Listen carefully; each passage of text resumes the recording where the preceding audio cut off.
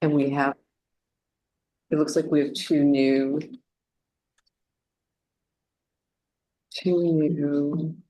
um, KP Chen is new. And Stellan, I thought I saw.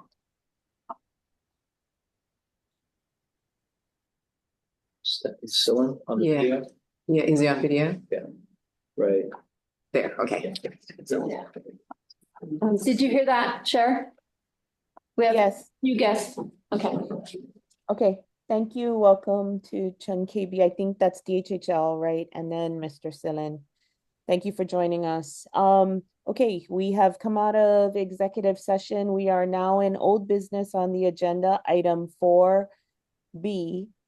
Decision-making for Dragon Energy Incorporated, a 5-year project to demonstrate technology producing fuels from seawater. I believe, Director Sal, you had a motion on this?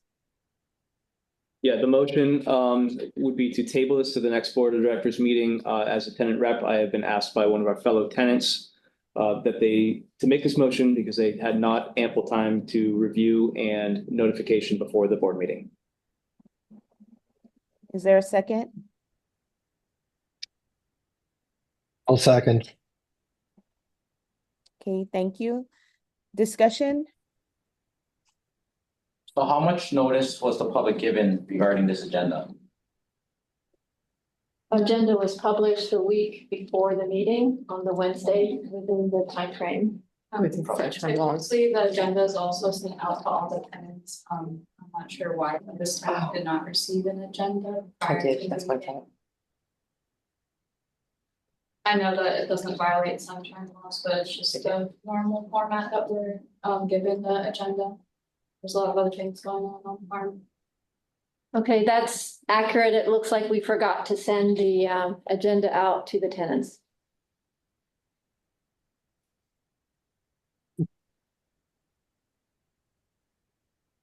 Okay, Do we do this every time? We just started it actually, last, about, I want to say like about 6 months ago. And it was an oversight on my part because Okay. Yeah. Okay, so that's accurate. we usually do. okay, so even though it's not a requirement, there is a practice that was started 6 months ago where in addition to the public notice for the agendas, the NELHA Administrative Office shares the board agenda with the tenants. Is that the understanding? That is correct. I will say though that it's not something that was in practice until somewhat recently. Also, this particular issue has been on the radar since 2022. It got an approval in concept at that point. The board required that an EA be conducted. At that point, they seek professional. They contacted out with a professional who conducted the EA and reached out to, I believe, probably a good fraction of the tenants at that point. So that was a 30-day process, and I think it was even extended a little bit longer. So there has been opportunity for the community, the public, and the tenants to weigh in on this particular subject. Thank you. Has the RAC weighed in or reviewed this and weighed in? We do have a review that was conducted on the revised proposal. And I can talk to that if we get into that part of the agenda. I think I'd wait for Laurence to summarize the staff recommendation and then go from there. I might add that the RAC has reviewed it twice. That's right. We reviewed the initial proposal and the final. And because this issue was a front page newspaper article, when I saw the agenda, I had asked to look at everything. We did, I mean, the environmental assessment does outline in a table everybody who was who was contacted. There's always room for more, but there were there were meetings with tenants. It also lists which tenants had objections and has the letters to those tenants in response to the comments received. However, regarding this motion, you know, if I also want to make sure that we're as inclusive and open as possible. So Laurence, does the staff have a recommendation on the motion? Yes, I would recommend that because we have 3 people who flew in for this purpose. We also have at least 2 people online from Sea Dragon. To be fair to them, we should give them the opportunity to speak to their project. So I would recommend that we proceed with the agenda as it is stated.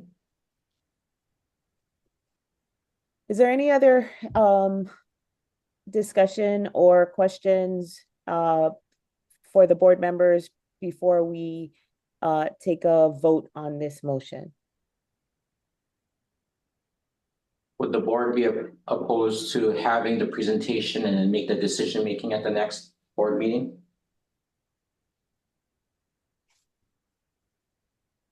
I'm sorry, could you repeat that? I missed it. So my suggestion would be having the Sea Dragon folks do their presentation today, and then decision making be done at the next board meeting. Yeah, I have oral testimony too, if you just want me, if that's feasible, if that's permissible. That's up to the For chair. today, yeah. Yep, that'll be permissible. Okay, so do you want to amend the motion? Because right now, Nate, the motion is to table. You want to amend the motion to delay decision-making, or do you want to amend the motion to allow us to move forward and you make a motion to delay decision-making after that? Option 2. So you want to amend, okay, so can you amend your motion to the option that you would like, so we know what we're voting on? So I believe that to amend the motion to move forward with the Sea Dragon presentation and to make the decision at the next Board of Directors meeting in February. Did I get that right, Director Lynn? March, it would be March. Oh, it'll be March. Oh, we're doing every other month now. Yeah. That's right, March. Point of order, I think we might need to clarify, are we at that next in your motion in the next meeting, is that going to allow public testimony, for example, opposition testimony from the tenants that spoke to you, or what? Because I think it needs to be clarified. Or is it just a pure vote? I don't know enough about the process. No, I mean, during that time, you would still receive testimony, right? But AG is Right, you should be able to take testimony on any agenda item, so if there is a vote plan, that you should have any testimony prior to a vote. And just for a point of clarity, is the tenant who asked you to do the motion in the room? Correct. Okay, and that's the tenant that's going to provide oral testimony? Correct. Okay, Then can we just hear it then? okay. So let's do this. The motion on the table is to proceed with the presentation by Sea Dragon and to table decision-making until the next meeting in March. That's the motion on the table, correct? Correct. Okay, let's vote on that motion. And then we'll move forward. Okay? So does everybody understand the motion? That strikes me as 2 motions. The first motion to allow the Sea Dragon to make the presentation, and then the second motion, whether or not decision-making is made now on it. Strikes me as those are 2 separate things. If I can say something, I think it's already an agenda item for today, so if we go ahead and listen to the presentation and discuss, that's fine. The motion could be to defer decision-making on this matter to the next board meeting. So do you want it, so John, would your advice be us move, and then if there's a need to defer decision-making, then have the motion, or do we need to make that motion before we hear the presentation since the motion's on You the can do table? it there. You can do it there. I think you can do it either way. I mean, if you want to wait, and that, I'm not sure if Director Sal is gonna change his feelings, but if you want to vote on the motion to defer decision-making after hearing the presentation, there's not a problem with that. Director Sal, how would you like us to vote on it now or after the presentation? Geez, to be honest with you, I have no strong feelings either way. I'm gonna go as a tenant rep and ask our tenant. Yeah, I'm fair. I suppose whatever's easiest. Okay, I'm gonna ask, let's do the presentation and then we'll consider the motion. Okay?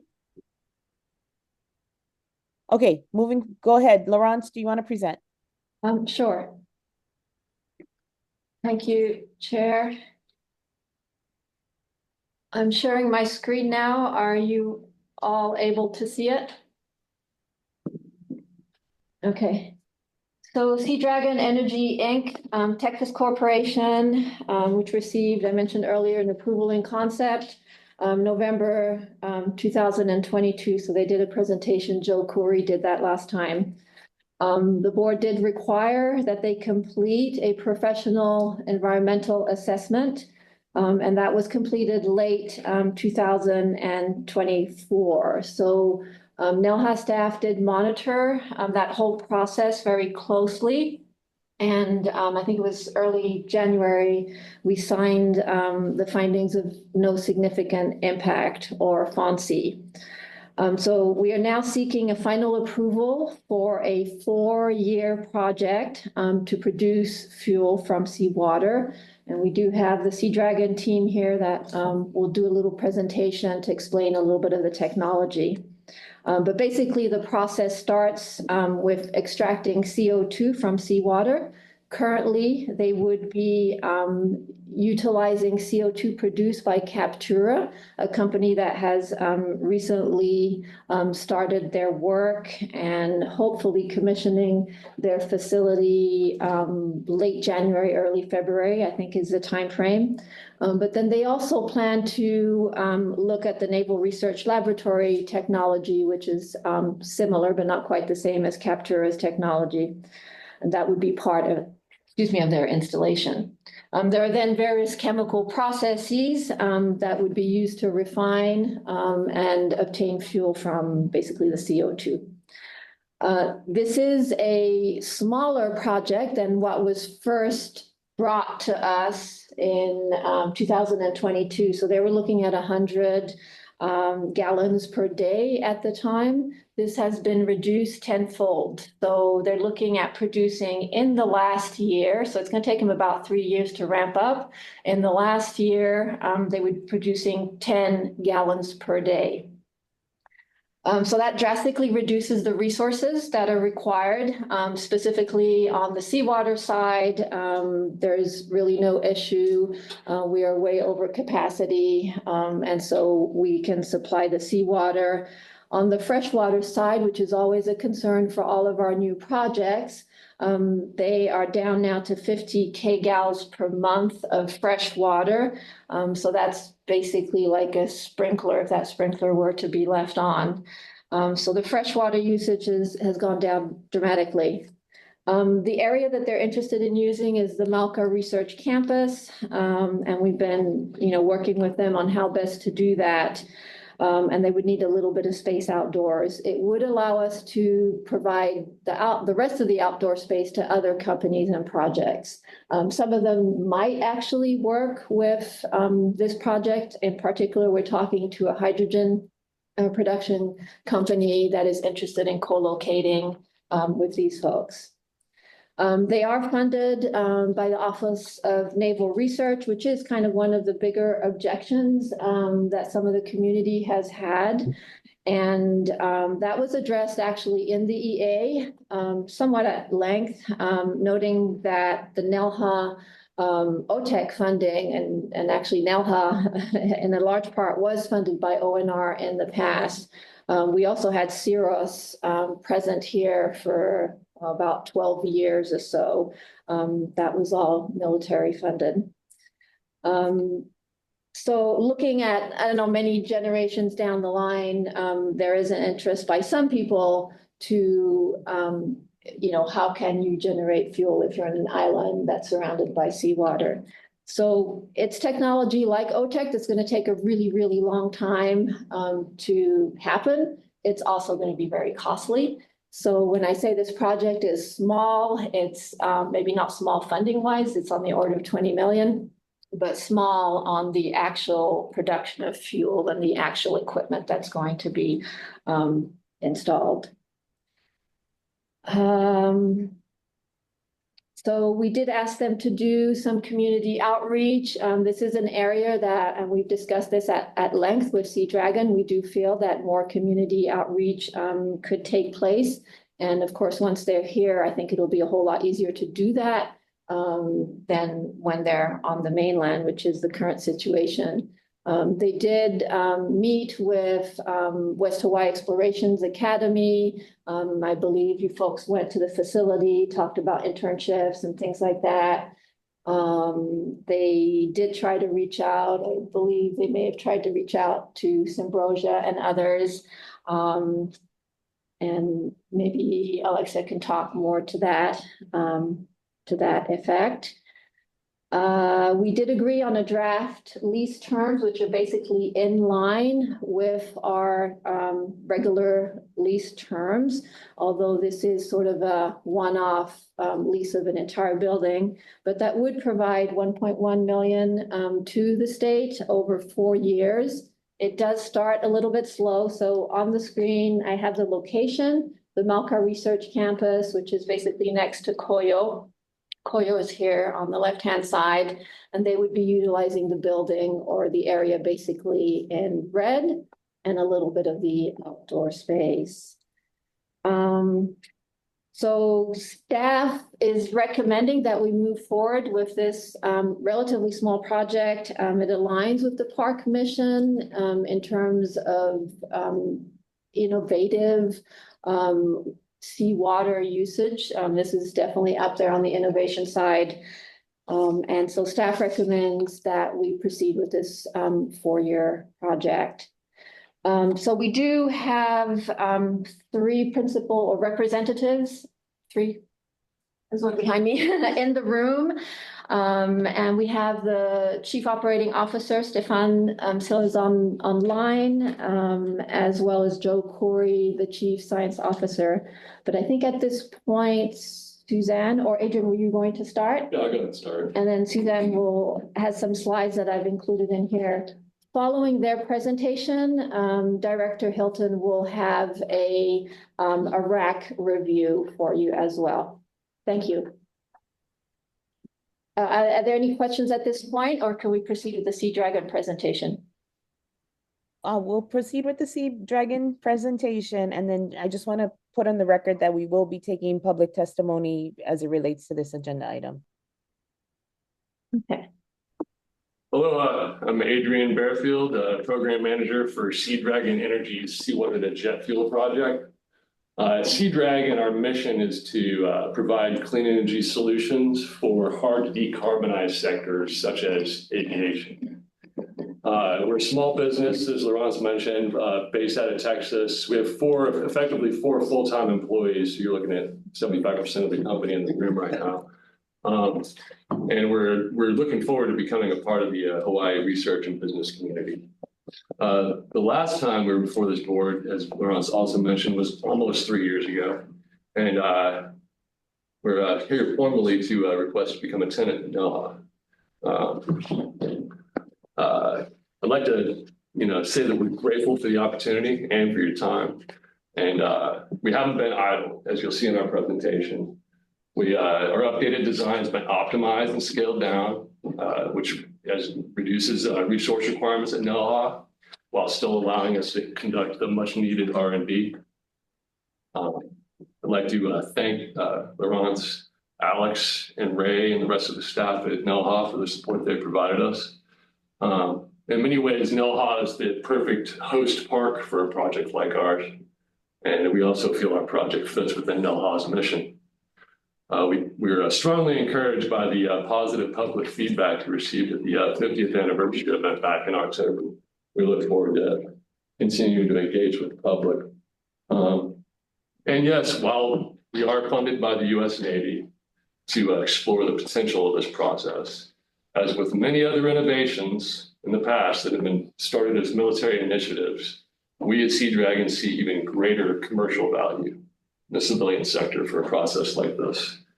It could possibly bring energy independence to island nations or island states like Hawaii in an environmentally respectful way. That said, we have a lot of work ahead of us, and we understand there are a lot of people with a lot of questions. We'll be happy to answer those and to also continue to engage further outside of this board meeting. Our team today consists of Stefan Sillen, our president and COO, and Joe Corey, our chief science officer, who are both online, and Tracy Krewald and Suzanne Shasky, both chemical engineers with a lot of experience in the field.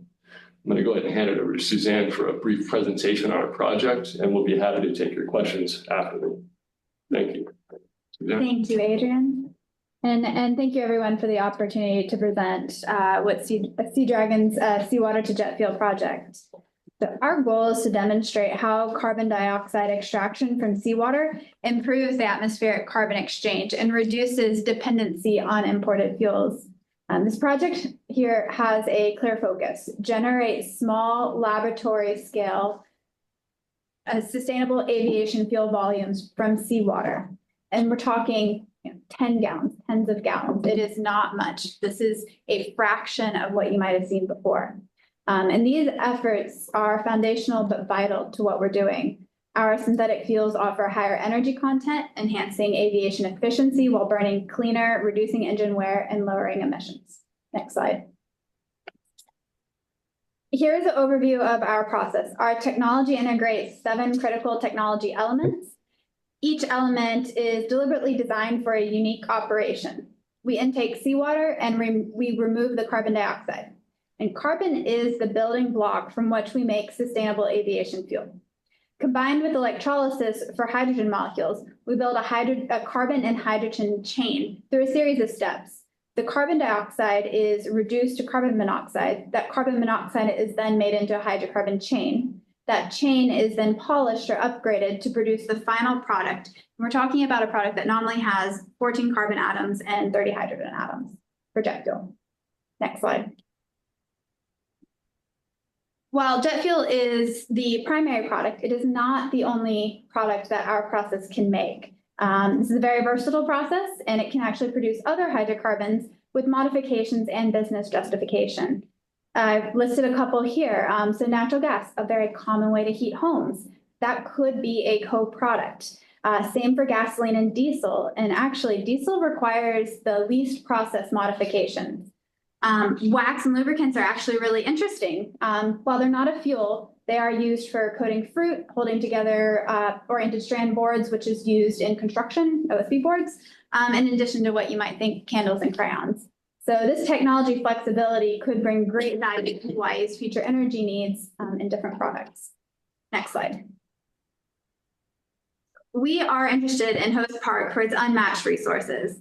Access to pristine seawater minimizes complexity and cost, which is key for our small scale operation. We are very resource conscious, and this location has allowed us to move forward, would allow us to move forward immediately without delays or extensive infrastructure build outs. And as Lawrence mentioned, we received approval and concept for this process at 10 times the scale I'm presenting today. And so we received that on the November 15th, 2022 board meeting. Next slide. Additionally, the deep sea water that's already piped to the Malachite is ideal for us because it has higher carbon dioxide levels than surface water. And this is important. So temperature and pressure affect the levels of carbon dioxide in the water. And because we are interested in removing carbon dioxide, it's ideal to have this deep sea water for our process. Next slide. And again, I cannot reiterate enough that we are very mindful of not overburdening local resources. There is sufficient capacity at the NELHA site for our space, power, and water.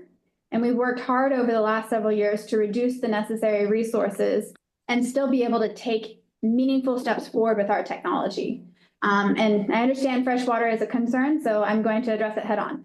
We need less than 2 kilogallons per day. As Lawrence said, it's very small. We're talking about sprinklers. This is less than your standard restaurant needs. And so these volumes are very small and well within NELHA's allocated capacity and well within what can actually be delivered to the site with the existing infrastructure. Next slide. We talked about the EA. So we went through and we did an environmental assessment. It confirmed that this project aligns with the permitted land use and has no significant short or long-term environmental impacts.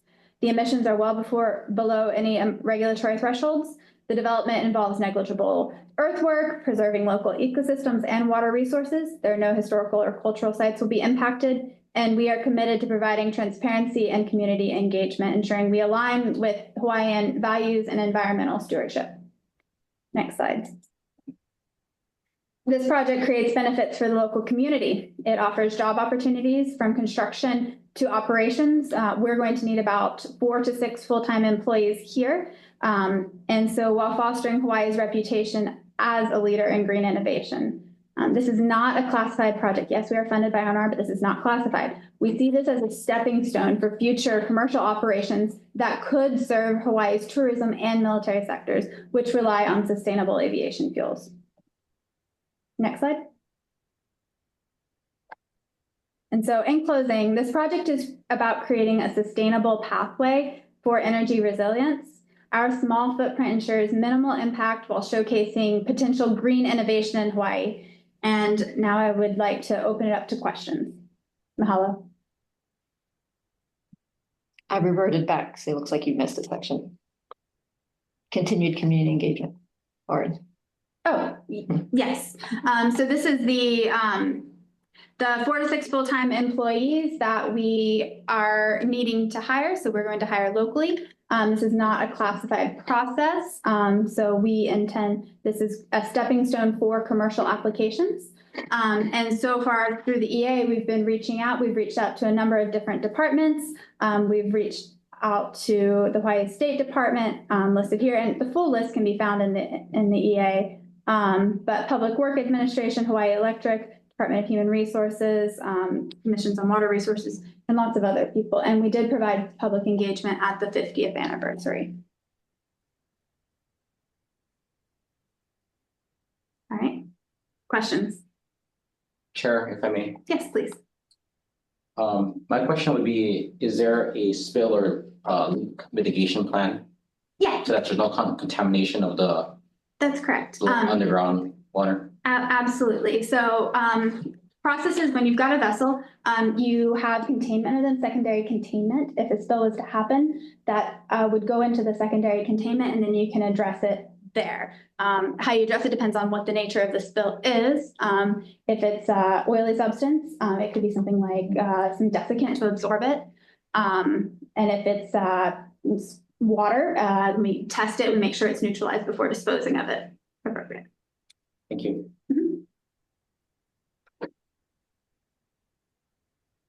Chair, David Molinaro with HCAT. I've got a couple of questions, if I could. Please go ahead. Thank you for the presentation.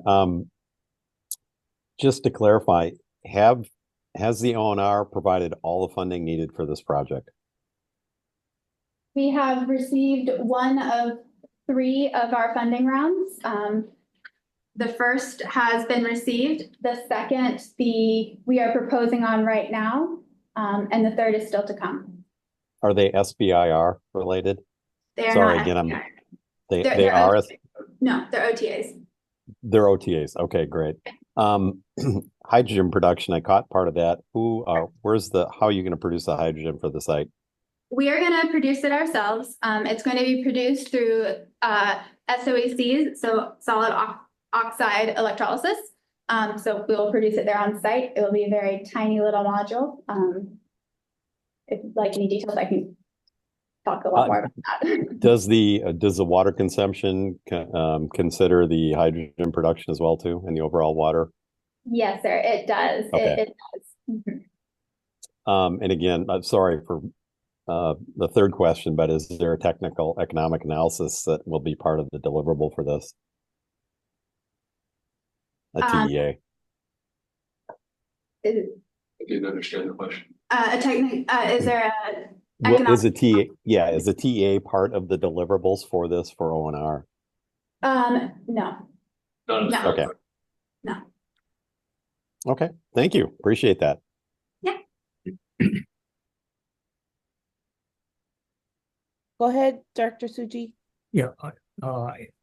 Initially, when I first was reading about this project, my question to myself was, what's the difference between seawater and regular water? And I think your answer was that the cold ocean water provides a higher level of concentration of CO2. Is that right? If you're asking about the difference between seawater and freshwater, there's a difference between seawater and freshwater. Seawater holds more carbon dioxide than freshwater, but if you're talking about surface water versus deep water, because there are two different pipes. That's what I was addressing with surface water versus deep water, since there are two different pipelines. But that's even different. Because I was wondering why the deep sea water from NELHA. Yeah. But I guess my next question, if it does have a higher level of concentration of CO2, and that's the answer, what is the thought long term if the project, if you wanted to go forward on the project, from a commercial side, is the thought that your company or someone would be building out another deep sea ocean water someplace in the country? Yeah, the idea would be at the appropriate location. We would probably be taking surface water at that time. Right now, we're very interested in deep water for two big reasons. One is it's got a little bit more CO2 in it, and so let's be a little bit more resource conscious, right? That's less seawater you have to pump. That's less seawater you have to process, even if it's just a little bit more. If we take surface seawater down the road, we factor that into all our calculations in the amount of equipment we have to have in the water processing. So it would probably be surface-based down the road. Second point I'd like to make is with the deep seawater, we don't need filtration. It's very pristine, and one less unit process is a big benefit for us. So we really are excited about the deep seawater for that reason. And so you're saying that for long term, if the project was to go forward, you're looking more at surface water. I take it that means streams and rivers. We're still very much interested in the ocean. It has more CO2 than fresh water. So we are interested in the ocean. Anything that we would do would be ocean related. Oh, but not because of the CO2 level? Correct. Okay, just the warmer seawater probably. Yeah, it's just a little bit warmer at a lower pressure. Is the expectation that it would be housed here at NELHA or some other location? We have no expectation for our next process at this time. If I can just mention a few words, and so first of all, I'd like to say hi. By the way, Stefan Sillen. Sorry, I'm the Chief Operating Officer of Sea Dragon. Number one, we are working with technology developers for the CO2 extraction from seawater. Captura, which is already a tenant that we introduced to NELHA, is already there. They might not be up and running yet, but they have a fairly substantial unit of 1,000 gallons. 1,000 ton per year, and they are really driving, the technology development exactly on how to most efficiently extract the CO2 and where to take it from. So that's number one. Number two, I think, with respect to NELHA, my feeling is, that NELHA is an R&D center. First and foremost, and can provide, the facilities for that. This process, if you scale it up, and the next scale up might be 1,000 gallons per day. So we're talking about, a magnitude of 100 times, what we're proposing to build right now, will require a lot of space that I don't think necessarily is all available at NELHA. Having said that, I think, that if you look at the R&D unit that we are proposing to build right now, will probably, my expectation, have a longer life than the 4 to 5 years that we're talking about right now. Because once you do the scale up and you introduce new technology, you really want to introduce that on a smaller scale before you scale it up, to avoid, substantial cost. So I think, with respect to NELHA, right now there are no commitments, but we have discussed it with Laurence and her team that there might be an extension. That depends also on funding and what type of funding we are receiving. But I would just want to put that, so that everyone understands that we have a long-term interest in NELHA, even if it might not be from the larger scale that we're contemplating.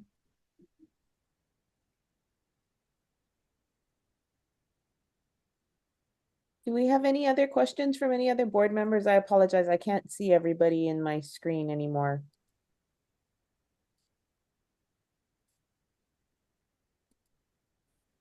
Okay. Not see any further questions, Chair.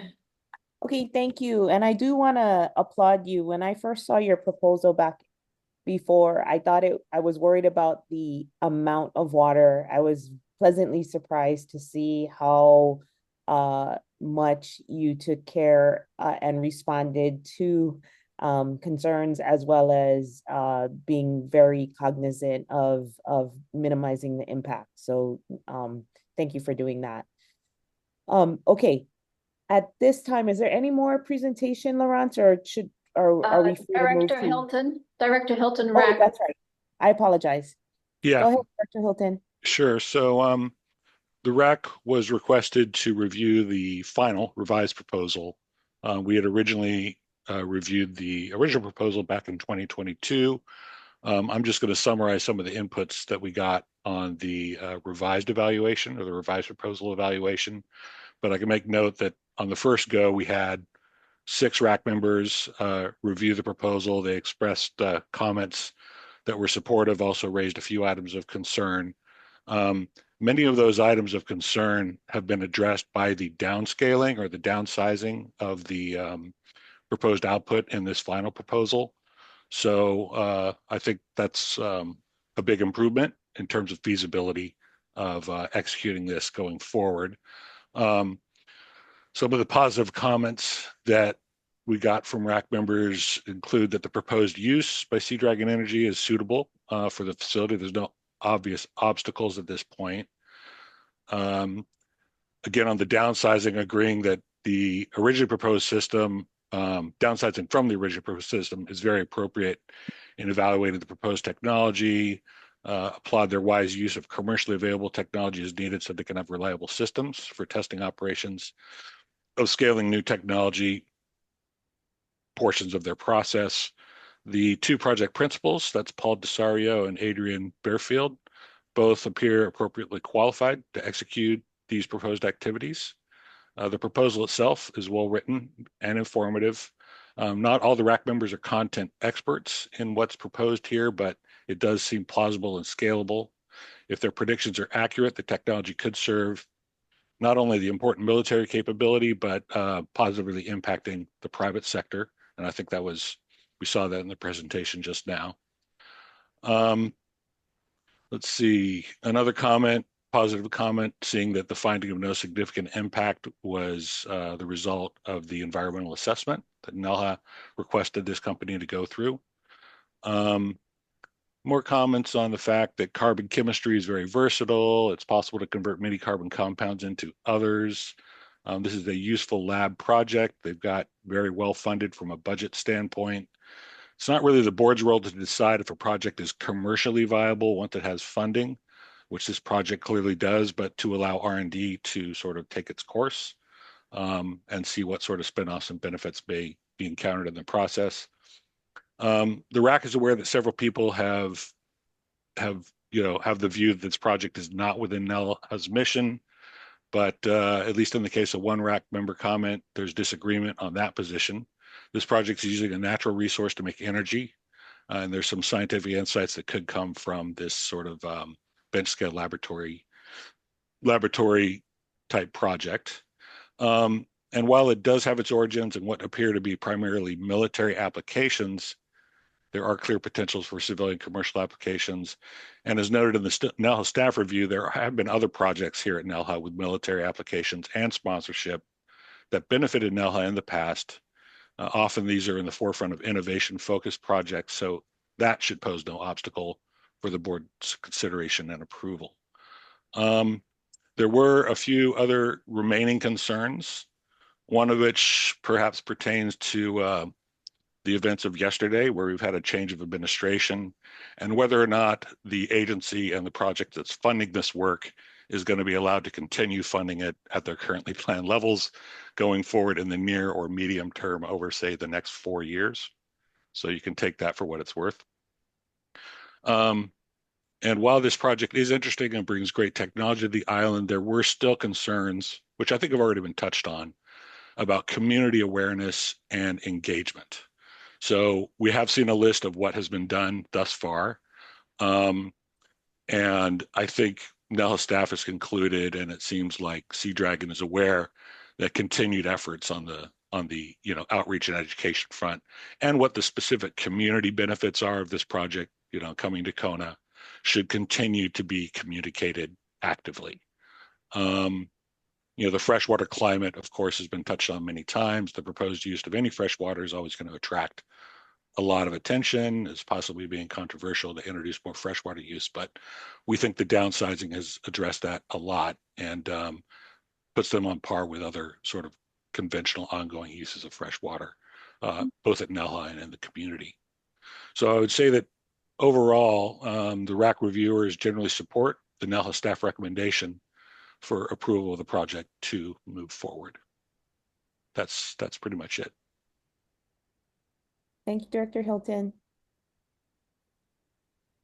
Okay, is there anything more to present on this project, Laurence, before we turn over to public testimony? No, that is it. Thank you, Chair. Thank you. Okay, let's open it up for public testimony. Who is in the room that wanted to testify on this issue? That's fine. The mic's right here. And the camera's over there. Oh, camera. Aloha Uinala. Thank you everyone for allowing me to speak. My name is Alexia Akbai. I know many of you because I'm a tenant, but I'd also like to restate my credentials in this context.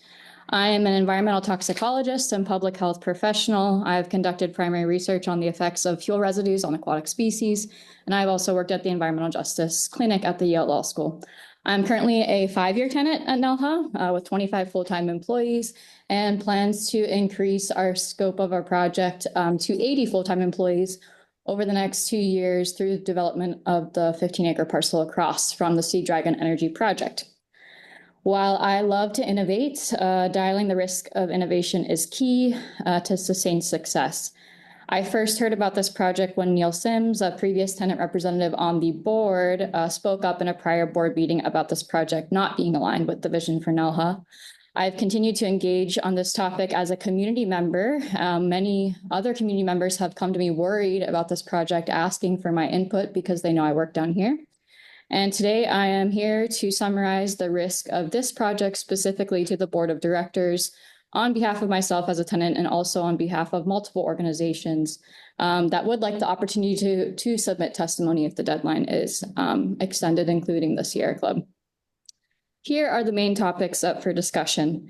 There is water discharge associated with the fuel synthesis step according to the EIA and the production process that was shared. Of that water, some of this water will be tested before disposal.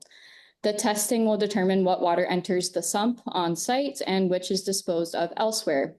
The EIA includes no residue sampling plan for this water or validated methods for any of fuel residue testing, nor does it describe what they will be testing for in this water to determine whether or not it will be disposed of on site in the sump directly into our water resources, or if it will be disposed off-site and where they plan to dispose this product. That has not been described in the EIA. And typically when you're outlining an EIA, you need to identify the chemicals or the substances of risk, which in this one, an obvious one would be fuel, and look at the life history of that product through the process, which has not been conducted. Instead, the 126-page report insinuates that NELHA has already had all the environmental testing taken care of. I adore Pam and I'm grateful for all her work, but last time I checked, she does not test for fuel residues in water sampling. So I think there's been a miscommunication surrounding the park's resources and capacity to support the environmental risks associated with this project. And as a resident, I'd like to know where they're disposing of the water and what the decision-making tree is going to be for disposal into the sump or elsewhere. I understand that there's a grandfathered EIA, but NELHA has a unique lease with each tenant and categories of land usage which determine lease rates, including extractive use cases, which could require additional residue testing depending on the technical process. Consultation with Waste Management Division on these projects may also be warranted, which was noted by the Sierra Club. Second point, to submit an EIA suggesting that a project with the keywords jet fuel, Navy, water, and Hawaii have no impact on Native Hawaiian rights, as the section summarizes, ignores the very recent incident where rights to clean water, drinking water were mishandled and continuously denied to 93,000 people on Oahu by the US Navy due to fuel contamination of the aquifer. I think accordingly, the failure to recognize the risk previously also highlights the disconnect with the EIA and the actual community concerns. And if that's not enough, speaking from a business perspective, the approval of this project is asking other NELHA business owners to take on the accountability and additional layer of risk due to obvious gaps in the EIA. And I think that one bad actor really has the potential to ruin the existing environmental management plan for all of us. We know it's difficult enough doing business here. That's all anyone ever talks about is how difficult it's doing business is here. I think we should really stop making it more difficult for the people who are actually trying to do business here beyond 2 years. Continuing to ignore the need for actual sustained jobs, not multi-month short-lived job opportunities, and NELHA's role in our struggling food security is hurting the sustainable development potential of this park. Zero sustained jobs with this project. I don't really think it's forwarding NELHA's mission to develop and diversify the Hawaii economy. Anyways, I think this is an easy opportunity for us to stick with the mission of NELHA and make a commitment to our community. And I think when you look around the room, the risk to all of us here in terms of our reputations, especially regarding the gaps in the EIA, strongly outweighs the need for this project in our community. So thank you for listening. That's all I have.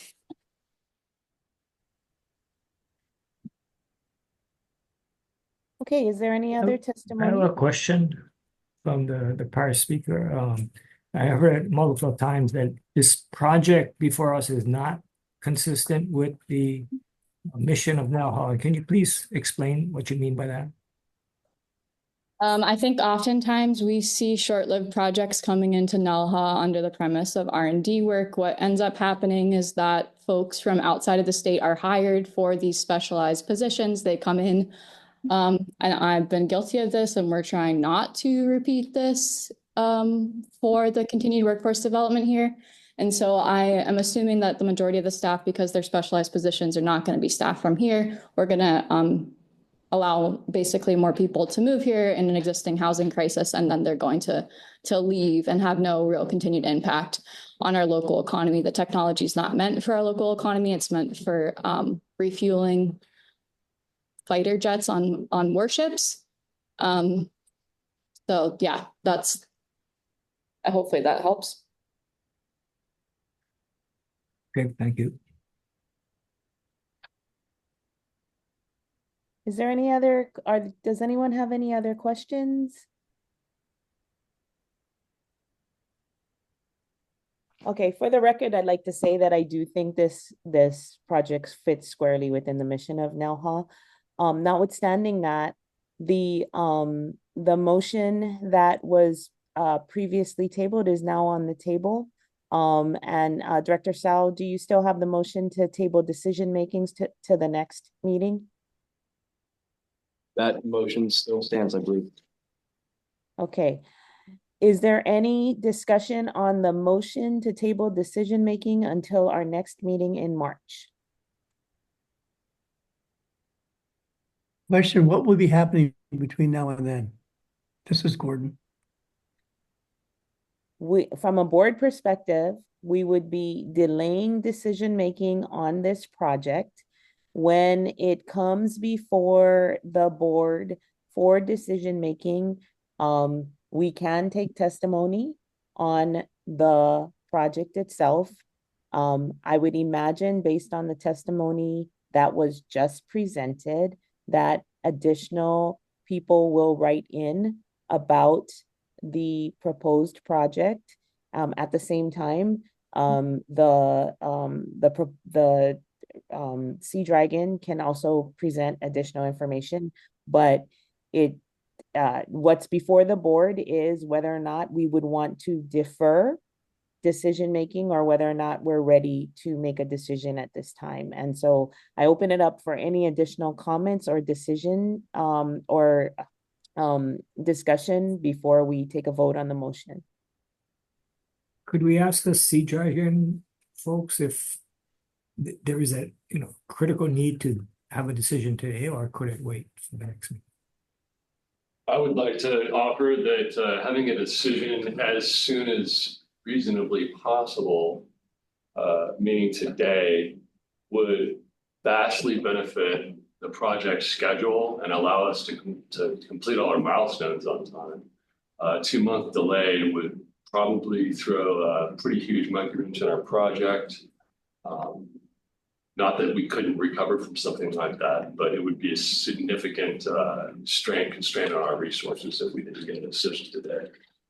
Yeah, let me also offer my perspective on that, and I agree with Adrian. Right now, we're designing the project as if we are going to place it at NELHA, and we're at a fairly advanced stage of that.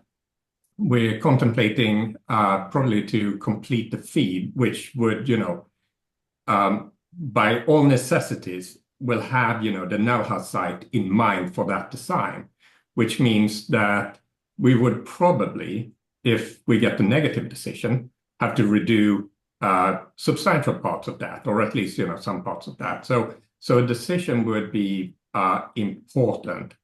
I do think that we would also like to, and I'm not sure exactly what the format is, but I do think, that we would like to respond to the testimonies that are coming in and provide our perspective. Now, granted, we didn't design the environmental assessment, and we've been relying, obviously, on professional companies doing this, and we've had a substantial dialogue with the staff over at NELHA as well to make sure that we address the potential concerns. We've been through one preliminary round of let's call it public comments that was conducted, I'd say, roughly about this time last year.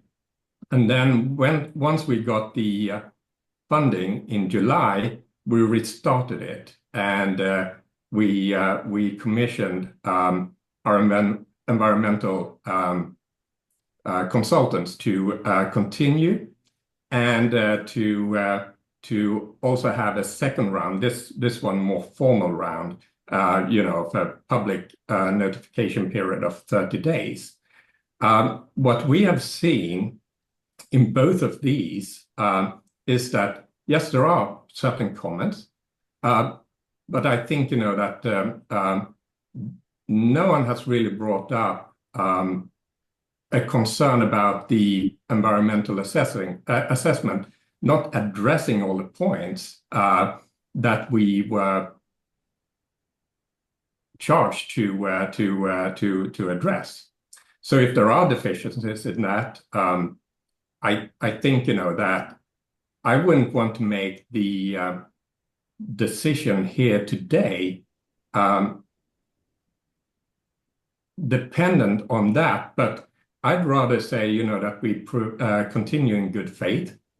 We and again, we've had a short runway. We got funding back in July, so we haven't done, a lot of haven't had time or resources, being a small company, to do a lot of public outreach. And really, the starting point would be, to have a footprint in Hawaii and continue from there. So I don't know if we have an opportunity today to talk to some of the points that were being raised in today's testimony.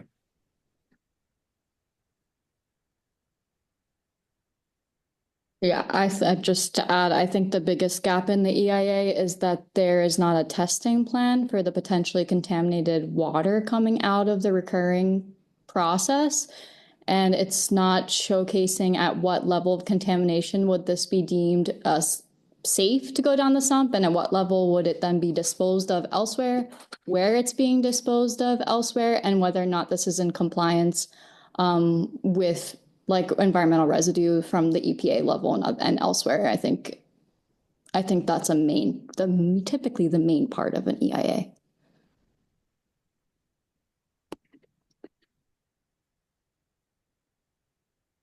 Thank you.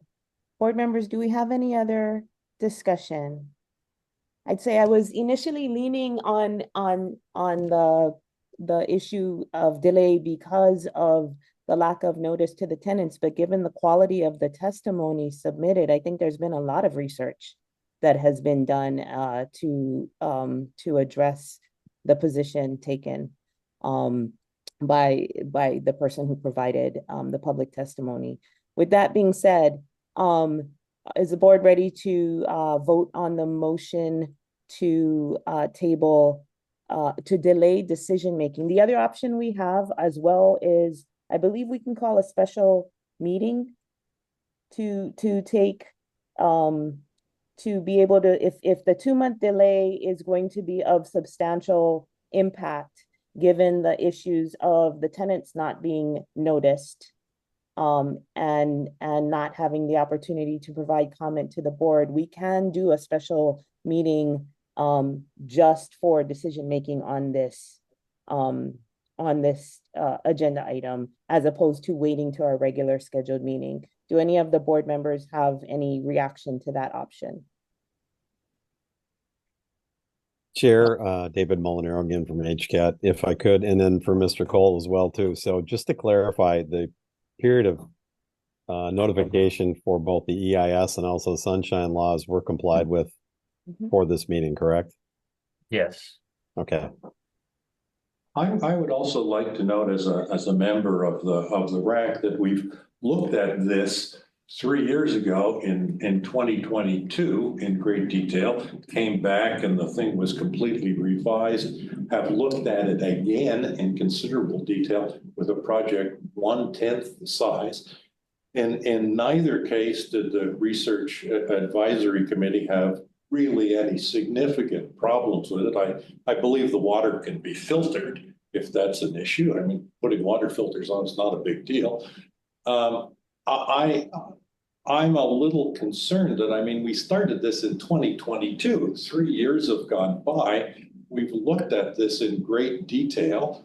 You know, a significant amount of environmental work has been done, and the stuff can get cleaned up if that's an issue.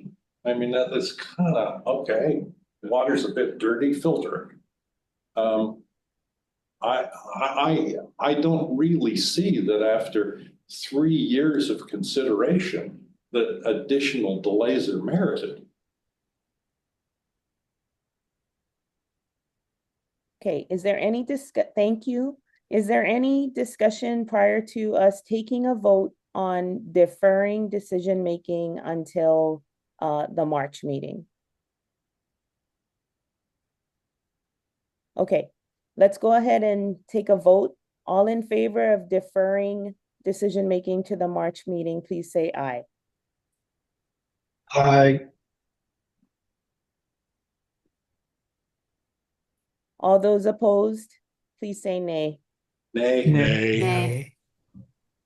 Okay, the nays have sorry, it. I think I captured Director Tsao, Dick. Director Jones, and Director Molinaro said nay. Is that correct? Says I also said nay. Sorry. Were you trying to do the ayes or the nays? The ayes, that was the ayes. The ayes. Defer. Those who Defer. voted to defer. Yeah. That's Wait, no, correct. no, David no. Molinaro, yes. Sorry, the Wait. motion was, I was to defer, nay is to move forward today, Right. right? You got that, Lawrence? Chair, it might be best just to do roll call since. Okay, let's do a roll call vote. Motion to, on the motion to defer decision-making on the Sea Dragon proposal, let's take a roll call vote, please. Okay, Chair Kalipi, No. Vice Chair Miyashiro, Nay. Director Bruce, Nay. Director Jones, Yes. Director Lin, Nay. Director Suji, No. Director Tsao, Aye. Director Hilton, Nay. Director Wilshire, Nay. Director Kaina, Nay. and Director Molinaro. Yes, aye. Okay, so that's 3 ayes, 8 nays. Okay, the motion is not approved. Moving forward on decision-making for item 4B to approve this item, to approve, let me read it out. Sea Dragon Energy Incorporated for a 5-year project to demonstrate technology producing fuels from seawater.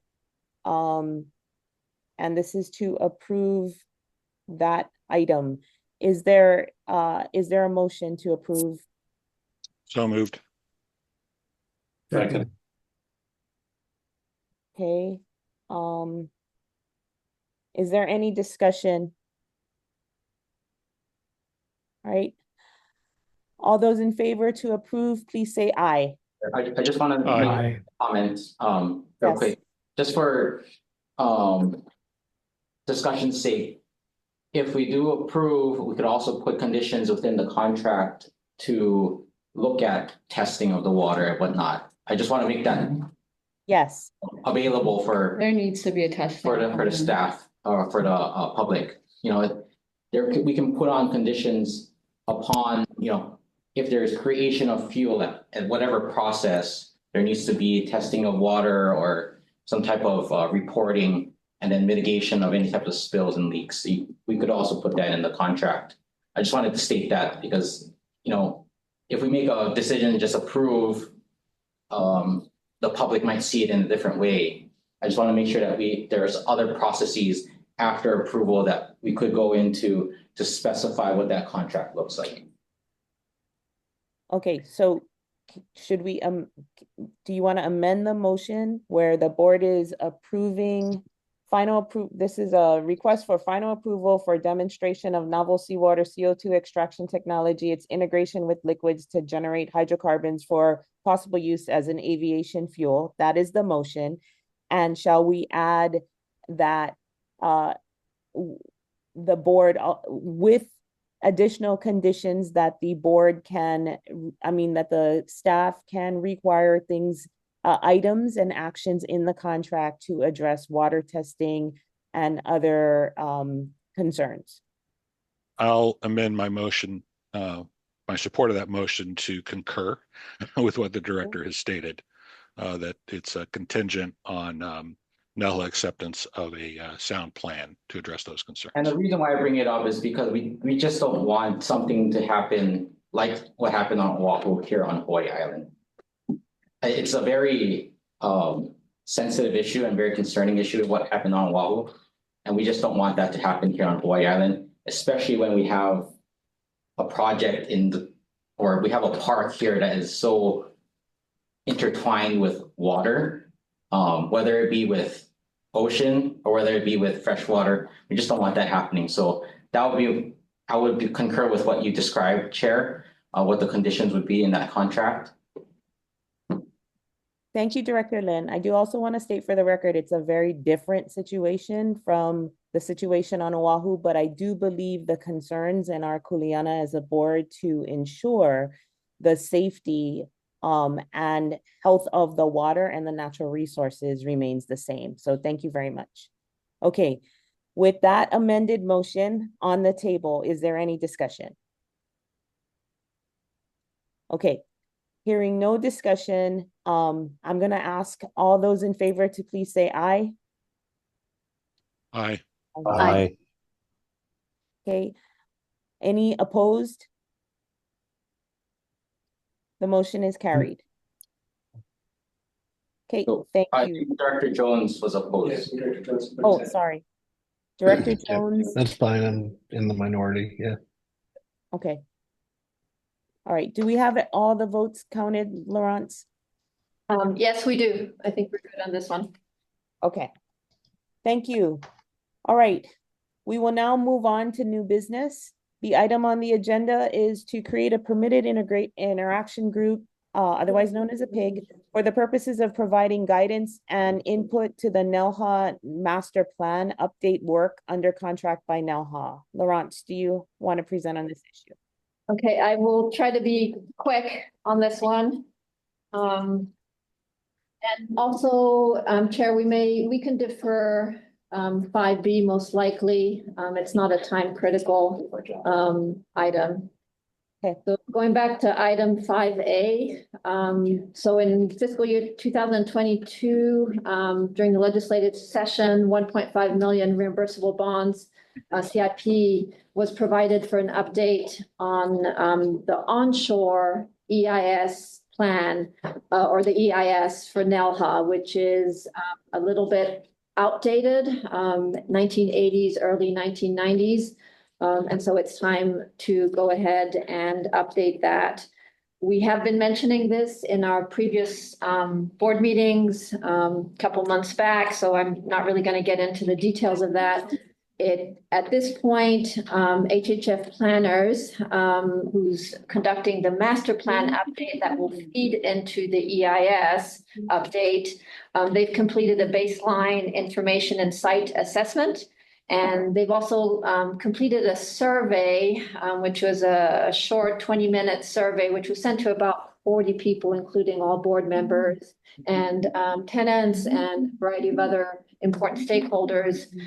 And I think they only received 9 responses. So in order to make progress on this and to get some quality time with board members who might be interested in doing this, we're suggesting that a permitted interaction group be formed in order to spend a little bit more time and provide some guidance to this master plan.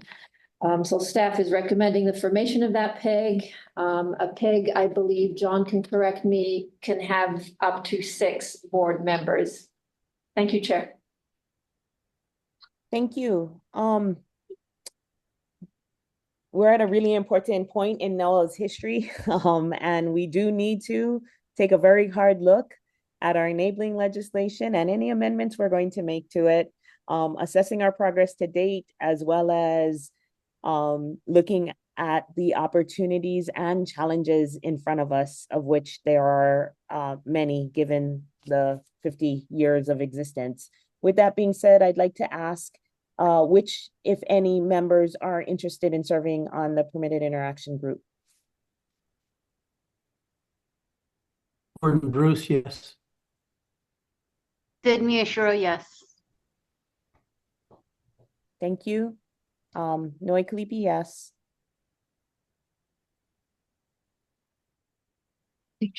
Are we limited on the amount of pig members.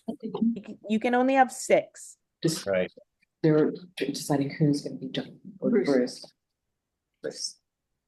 And this is for the master plan, you said, right? Master plan of the. Yes. I'd be willing to serve if needed. Yeah. Thank you. We can have up to 2 more slots. I don't want to volunteer someone else, but the rep from HTDC, who's not here today, is he aware of this effort being formed to move forward? I'm just judging by comments of his in past meetings, it might be something he'd be interested in. Oh, this is a new director. Are we? Yeah. Greg Kim is no longer representing HTDC. Okay. Well, then I didn't get that memo. Sorry. Board, if I could, I think I probably need to defer to Deputy Director Wicker on this. I don't know if I'm going to be a permanent member of NELHA. I'd be honored to do so, but I certainly don't want to get out in front of what he may see as a priority, or how that fits in his role. So as DEVA Director, if I may, I'll contact him and I'll allow an opportunity to reach back to you, Nolani, if that's possible. Yes, I do believe in previous discussions about this topic, Director Wicker was very passionate about it. Okay. I assumed he would be too, but I can't speak completely on his behalf, especially committing to his work schedule. Correct. Okay. So I'll reach out to him and confirm. Okay, Laurence, and for our tenant, Dick, Director Jones or Director Sao, do either of you have any interest? Okay, not interest, time. Do you have time? I'm sure you're interested. I have a question for, Virtual meetings, I hope, right? Virtual. Yes, okay. Yeah. Sorry, Chair, I have a question for AG. John, Go ahead. So because the County of Hawaii is a member of NELHA, but we also have, I guess, specific approval authority within certain departments, should the county not be part of the PIG? Because I mean, it would be great if we could provide input, but I think just because of our jurisdictional aspect, should we not participate?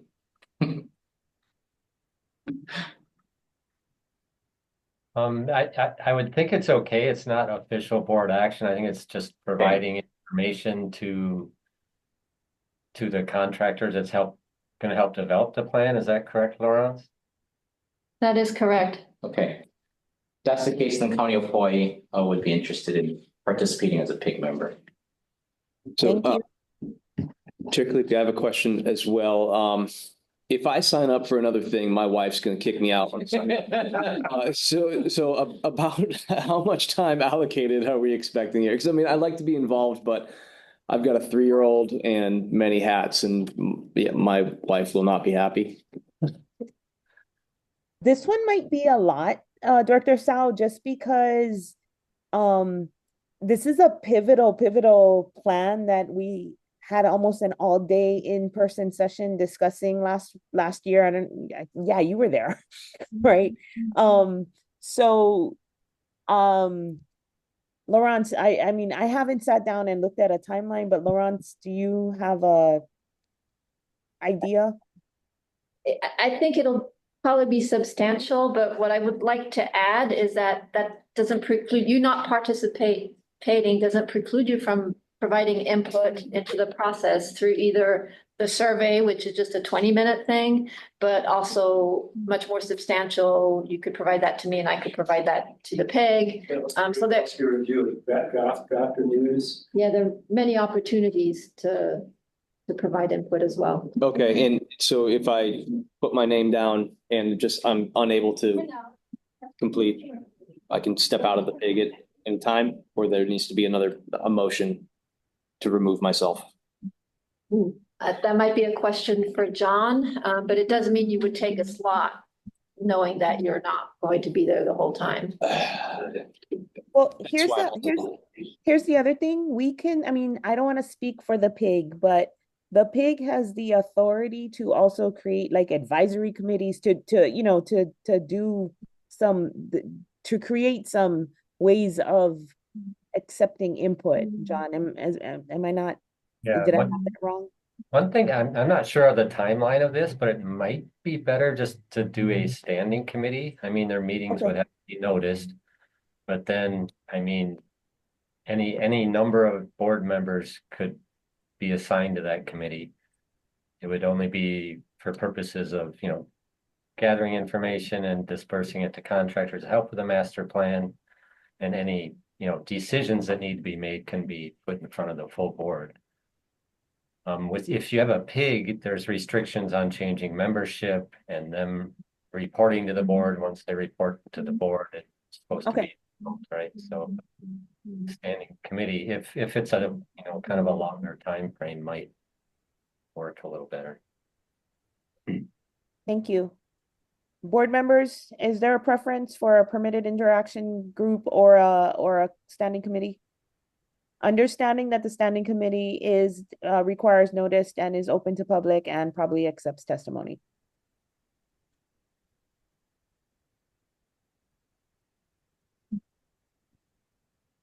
I would suggest you stay with the permitted interaction group.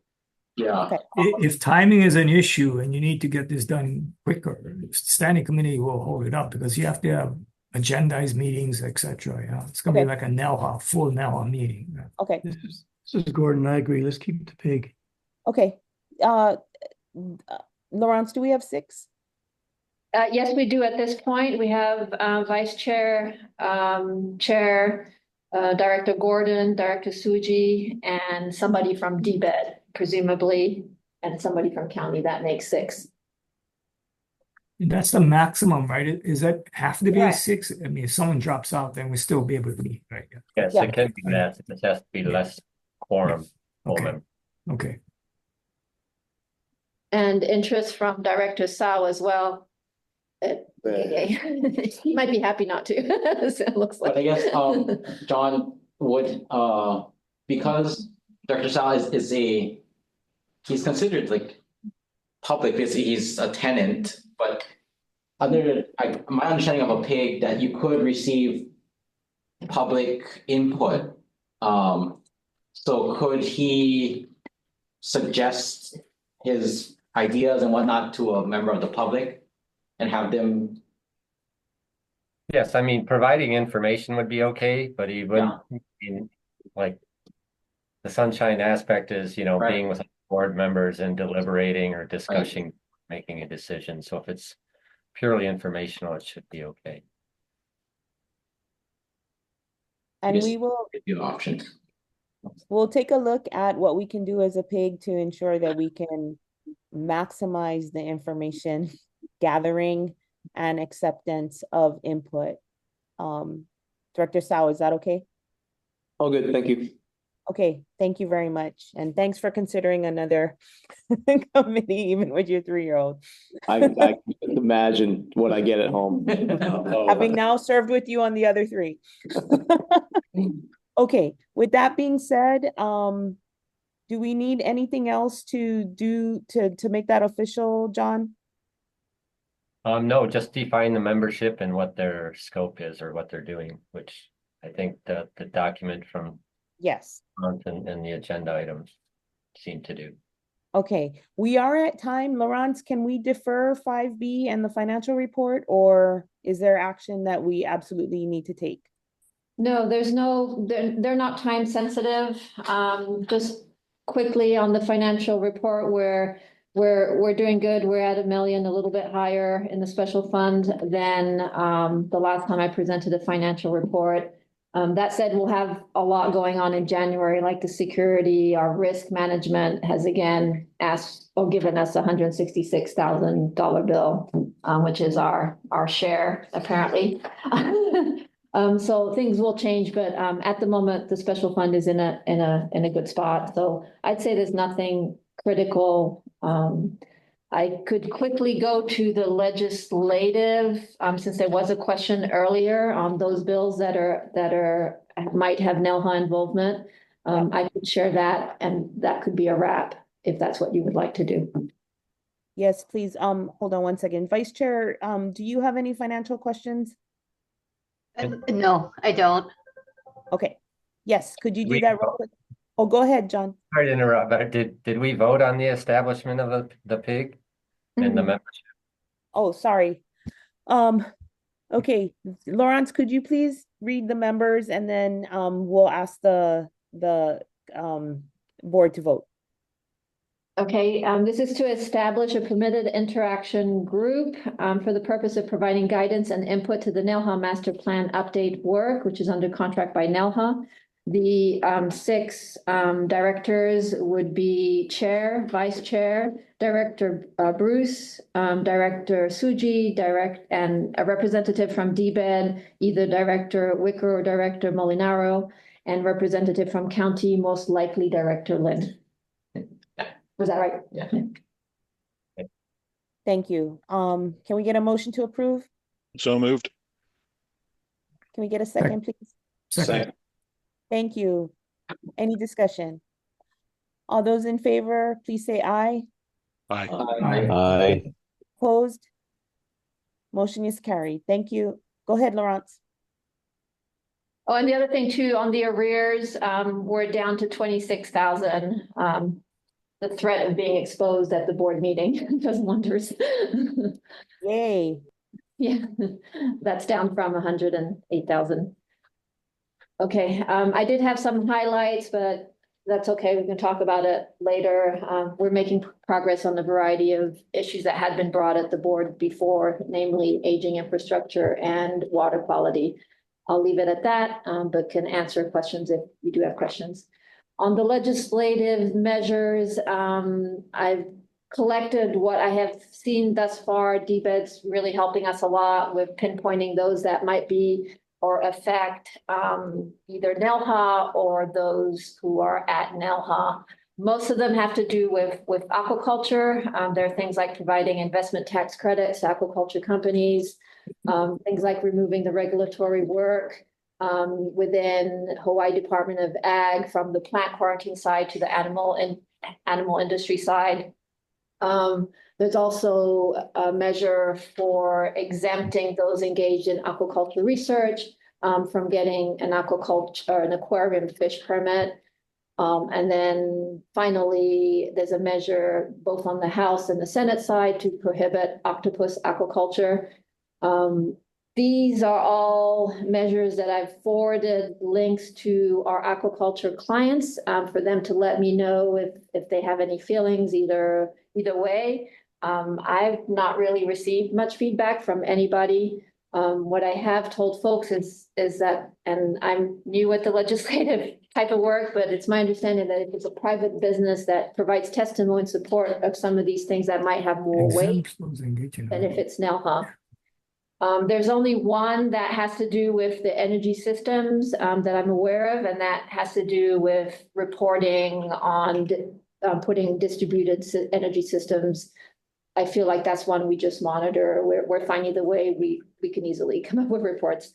So really the only one that I think we might need to provide testimony and support is to clarify that NELHA's duties include supporting aquaculture. Our statutes do note that we are to support ocean sciences, and generally NELHA has viewed that aquaculture as being part of ocean sciences, but it seems that folks would like to be that more explicit. So there is a Senate bill, and I think there might be a House bill, I'm not sure, to support aquaculture and place that in our statutes. So that's the summary of what I'm aware of. I do believe there's another week for measures to be introduced. So there may be more. And if the board members want me to, I can consolidate that and send that out to you folks once all the measures are in. That would be great. Thank you. So, okay, Laurence, I'm sorry, excuse me. Go ahead. Will someone from NELHA be going to Oahu to testify for SB 584? So I have to understand a little bit better how that all works. Normally in the past, Greg would go to Oahu to do that. If it's something that we submit a testimony for, then it's probably a good idea to go. So I would probably go for that. I did go last Friday and last Monday to support DBED as a whole as they went in for their budget request. I didn't have to say anything, so that was probably a good thing. And just to, so I'm super crystal clear, NELHA would be supporting this, correct? To me, that makes sense. Yes. But Yes. Perhaps now is the time for the board to tell me if I'm completely wrong in that aspect. Makes sense. Yeah. Thank you. I think we'll all take a look at the bill, just to be clear. I think it's important, absolutely in concept, Director Saul, but we got to look at the bill to see what it does. Yeah, I agree. This is Gordon. Just depends on what Donovan Dela Cruz decides to insert into it. Okay, thank you, everyone. We are 11 minutes over time. Thank you so much for your patience as we really kind of started discussing issues. Our next regularly scheduled meeting is for Tuesday, March 18th at 1 p.m. We are moving the board meeting times from 10 a.m. to 1 p.m. Do any board members have any comments on that? Okay, if not, thank you so much for your time. Our meeting is hereby adjourned at 3:11. Thank you, Chair. Thank you, directors.